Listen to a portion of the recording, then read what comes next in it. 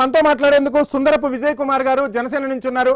విజయ్ కుమార్ గారు, ఏంటి ఆంధ్రప్రదేశ్ లో మొత్తంగా క్రెడిట్ చోరీ జరుగుతుంది. క్రెడిట్ చోరీ అంశంతో పాటు అధికారులు పక్కన పెట్టేసి రాజకీయ నాయకులు ముఖ్యంగా ప్రజల భూములు కూడా ఆక్రమించుకుంటున్నారన్న విమర్శలు ఐ న్యూస్ వేదికగా స్పష్టంగా లెక్కలతో సహా కనపడుతున్న పరిస్థితి. ఏం ఆన్సర్ చేస్తారు?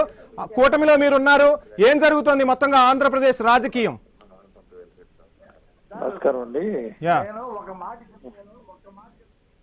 Please please please Vijay Kumar గారు కంటిన్యూ చేయండి. మీరు పక్కన ఎవరు మాట్లాడుతున్నారు కదండి. విజయ్ కుమార్ గారు ప్లీజ్ కంటిన్యూ. ఇప్పుడు క్రెడిట్ చోరీలు అవన్నీ ఉండవండి. ఎందుకంటే ఎవరు స్టార్ట్ చేశారు, ఎవరు వచ్చారు, ఏంటి అనేది అందరికీ తెలుస్తుంది ప్రతి విషయంలోనే. ఇప్పుడు ఆయన ఏం మాట్లాడతారు, భోగాపురం ఎయిర్పోర్ట్ కోసం మాట్లాడతారు. భోగాపురం ఎయిర్పోర్ట్ ఎవరు ఇనిషియేట్ చేశారు, ఎవరు ముందుకు తీసుకెళ్లారు, ఎవరి టైంలోనే అది పూర్తిగా రెడీ అయింది, అందరికీ తెలిసిన విషయమే. దాంట్లోని క్రెడిట్ చోరీ చేయాల్సిన పని లేదు కదా.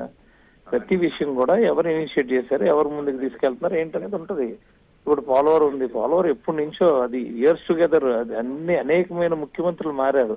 కానీ ఎవరు ఏ ముఖ్యమంత్రి అండర్ లో ఉన్న ఎక్కువ వర్క్ అయింది, ఎవరు కంప్లీట్ చేయడానికి ప్లాన్ చేశారు, ఇవన్నీ ఉంటాయండి. ఇవన్నీ మామూలు విషయం కాదు కదా. క్రెడిట్ చోరీ అంటే కుదరదు కదా. తర్వాత ఆక్యుపేషన్స్ అని అవన్నీ ఇవన్నీ ఊరికి ఏటేటో మాట్లాడితే కాదండి, అంత ఈజీ కాదు ఆక్యుపేషన్లు చేసేటం. ఇప్పుడు ఎవరో మాట్లాడారు, ఇది చేశారు, కానీ అది ఫైనల్ గా ఏమవు. ఎవరు చేసినా, ఏ పార్టీ చేసినా అంత ఈజీ కాదండి. ల్యాండ్లు ఆక్యుపేషన్ చేసేసి ముందుకు వెళ్ళిపోయి ఊరికే మాట్లాడుకోవడం తప్ప దేనికి దీంట్లో నేరుగా ఉండదండి. అదే ప్రజలకు ఏంటి, ప్రజలకు భరోసా కల్పించే ప్రయత్నం చేస్తున్నారా? మొత్తంగా 100% భరోసా సంబంధించి ప్రజల 100% సంబంధించి మా నాయకులు చంద్రబాబు నాయుడు గారు చాలా క్లారిటీతో మీకు చెప్పారు. 2027 కి ఒక్క రెవెన్యూ ఇష్యూ కూడా ఉండదనేది ఆయన ఆల్రెడీ చెప్పడం జరిగింది. మరి మీరు అందరూ మిస్ అయ్యారేమో మనకు తెలియదు, కానీ అది ఒక టార్గెట్ పెట్టుకొని issues, number of issues create అయిపోయినాయి 2019-24 మధ్యలో. అంత రీసర్వేని, ఆ సర్వేని, ఈ సర్వేని అవన్నీ కూడా ఇప్పుడు క్లియర్ చేసుకుంటూ ముందుకు వెళ్ళాలి. దీనికి ఒక ఇదనే కాదండి, మోర్ కన్ఫ్యూజన్, విపరీతమైన కన్ఫ్యూజన్. ఆ కన్ఫ్యూజన్ నుంచి మొత్తం అంతా లైన్ చేసి. విజయ్ కుమార్ గారు, ఒక అంశం మాట్లాడుకుందాం మనం. 12 సంవత్సరాలు అయిపోయి 13వ సంవత్సరంలోకి అడుగు పెడుతున్నాం. అమరావతికి చట్టబద్ధత అంటున్నాం, రకరకాల అంశాలు తెరపైకి తెస్తూ ఉన్నాం. ఓకే, ప్రభుత్వాలు మారుతూ ఉంటాయి కానీ వ్యవస్థలు మారవు, రాజధానులు మారవు. ఇవేవి కూడా ప్రజలకు స్థిరంగా ఉండాల్సినవి.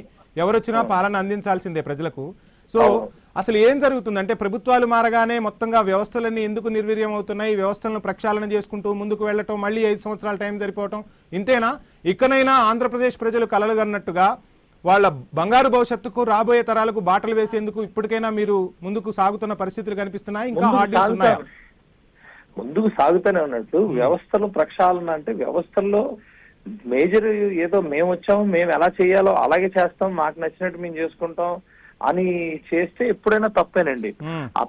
ఏదైతే అడ్మినిస్ట్రేషన్ ఉంటుందో, పరిపాలన దీంట్లోని ఆ వ్యవస్థల్లోని ఎక్కడన్నా లోటుపాట్లు ఉన్నప్పుడు డెఫినెట్ గా ప్రక్షాళన చేసుకోవాల్సి వస్తుంది. ఇప్పుడు ఎగ్జాంపుల్ పంచాయతీరాజ్ ఉంది. పంచాయతీరాజ్ లో మీరు ఏ పంచాయతీరాజ్ అధికారిని అడిగినా, ఎవరు ఈ పంచాయతీల్లో సర్పంచులు కానీ లేకపోతే ఎమ్మెల్యేలు కానీ ఎవరిని అడిగినా బిఫోర్ అండ్ ఆఫ్టర్ అనే పరిస్థితి ఉంది. ఎందుకంటే మా పవన్ కళ్యాణ్ గారు వచ్చిన తర్వాత అనేకమైన ఈ ప్రక్షాళన జరిగింది. దాన్ని అంతా కూడా స్ట్రీమ్ లైన్ చేసి ఎక్కడ కూడా వేస్టేజ్ కానీ లీకేజ్ కానీ లేకుండా ఆ వ్యవస్థను అంతటి గాడిలో పెట్టడం జరిగింది. దీన్ని మనం అది చాలా వెల్కమ్ చేయాలండి. అంతేగాని ఊరికే నాకు ఎలా నచ్చితే అలా చేస్తాననేది కరెక్ట్ కాదండి. Thank you sir, thank you so much. Ravi గారు ఏం చెప్పదలుచుకున్నారు? మొత్తంగా గత ప్రభుత్వంలో జరిగినట్టే మీ ప్రభుత్వంలో కూడా